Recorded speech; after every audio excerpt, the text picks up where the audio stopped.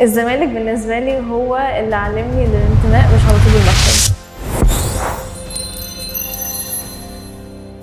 هاي، انا منى هيكل، وقصتي ازاي بدات مع نادي الزمالك. انا حاجه عمري ما قلتها لاي حد، انا عيلتي كلهم اهلاويه، ممكن بس عمي او خالي هم بس الزملكاويه.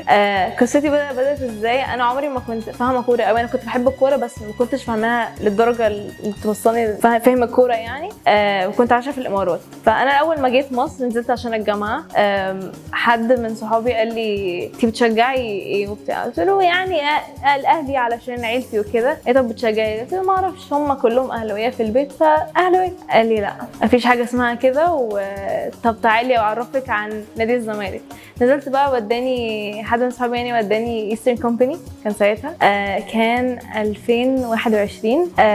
والماتش ده قال لي انت بتحبي مين من الزمالك؟ انا ما كنتش عارفه اي حد غير الناس من المنتخب، فكان ابو جبل هو الجول كيبر. وانا كنت عارفاه من المنتخب، فعملنا بورد كبيره اسمها نسيت تشوتك ابو جبل، ورحت بيها الماتش. وانا داخله اصلا حصل مشاكل عشان ما ينفعش ادخل بالبورد للماتش، فكنت بقيت اتضايق وعيطت شويه عشان كنت زعلانه جدا على المجهود اللي هتحط في البورد. وبعد كده دخلنا البورد، وطول الماتش بقى انا برفعها وكده، لحد بقى في اخر الماتش الناس هو كان ابو جبل كان خلص وداخل اوضه اللبس تاني، ففي مصورين اللي جم راحوا وراه ندهوه علشان يجي يشوف البورد يعني، واداني التيشيرت. فدي كانت بدايتي مع نادي الزمالك. فمن هنا بقى قلت طب ليه ما افهمش اكتر بقى عن نادي الزمالك والهيستوري بتاعته، واشوف بقى انا اهلاويه ولا زملكاويه، واقرر بقى وافهم كوره عامه.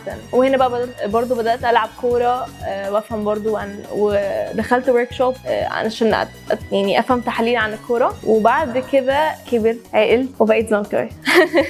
فالواحد ممكن وهو صغير يبقى اهلاوي، بس لما بيكبر شويه يعقل ويفهم القصه كلها بيبقى زملكاوي. فانا فخوره ان انا زملكاوي. سمعت قصص كتير جدا، سمعت شويه يعني. انا اي حد مثلا اهلاوي كنت بساله طب انت اهلاوي ليه، يقول لي اصل عيلتي اهلاويه، فما كنتش بلاقي اجابه تفيدني قوي. فاي حد بقى زملكاوي بساله يقول لي حازم امام، يفضل يقول لي في اساطير بقى نادي الزمالك، فابدا اريسيرش شويه وافهم عن النادي، وافهم بقى اتاسس ازاي بقى يعني انا مش بتفرق معايا البطولات بقى، وان اي حد يقول لك عشان البطولات وبتاع. طب مش لازم، طب ما في اي كوره في مكسب وخساره عادي. انا لما اكسب كل حاجه هستفيد ايه. تشجيع الزمالك هو قرار انا خدته، مش كانش مبني على اي حاجه حد قالها لي او حاجه انا قررت بنفسي بعد ما فهمت النادي كان عامل ازاي. انا قعدت كتير افكر هل انا مثلا اتسرعت في قراري ان انا ابقى زملكاويه. لا خالص، انا ما كنتش متسرعه، بالعكس انا بحب نادي الزمالك جدا.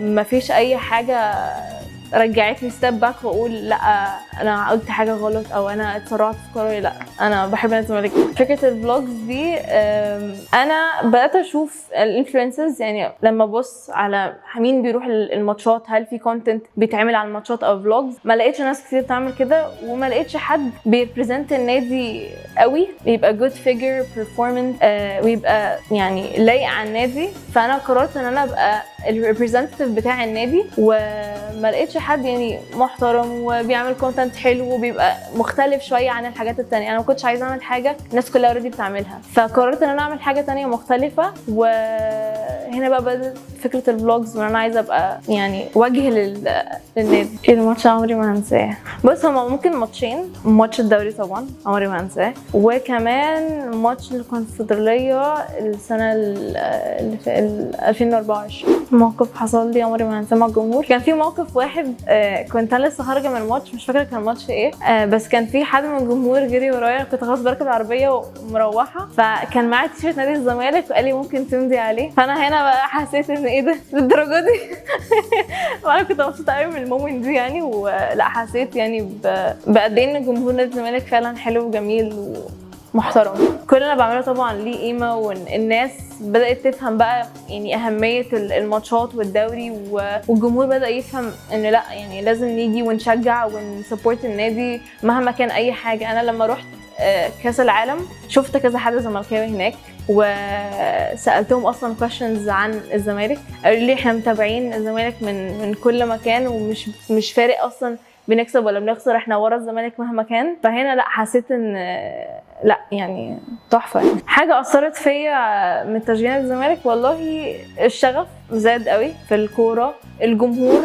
ماتش كاس مصر انا عيطت فيه علشان اولا انا ما كنتش متوقعه ان اعيط، انا كنت عادي اصلا من اول ما بدانا ضربات الجزاء وانا كنت قلقانه، وهي عادي ممكن نخسر وممكن نكسب، طبعا دي ضربات حظ برضو يعني مفيش حاجه اكيده. انا عيطت ليه؟ انا مش عارفه انا عيطت ليه، بس انا حاسه ان انا ممكن عشان اكون احنا تعبنا قوي الموسم ده وحطينا كل مجهودنا فيه، وانا بقى كنت مش عارفه بقى هل الدنيا هتمشي ازاي. فاول ما شيكابالا دخل عشان يشوط ضربات الجزاء، الناس ورا في الجمهور على فكره كانوا يعني سلبيين شويه، وانا قلت لا هجيبها وبالفعل جابها. فانا بقى هنا حسيت ان انا ارتحت خالص، قلت الحمد لله، وبقيت اعيط بقى من الفرحه بقى، قلت يعني خلاص بقى الحمد لله. اسعد لحظه في حياتي مع الزمالك لما كسبنا النادي الاهلي في سوبر افريقيا. اصعب لحظه كانت لما خسرنا كونفدراليه. اتمنى اشوف الزمالك على طول في افضل حال، على طول بنكسب ان شاء الله، على طول في حاجات حلوه بتحصل ان شاء الله في النادي، وان شاء الله الموسم ده يبقى موسم حلو علينا وان شاء الله خير. الزمالك بالنسبه لي هو اللي علمني الانتماء، مش على طول بالمكسب.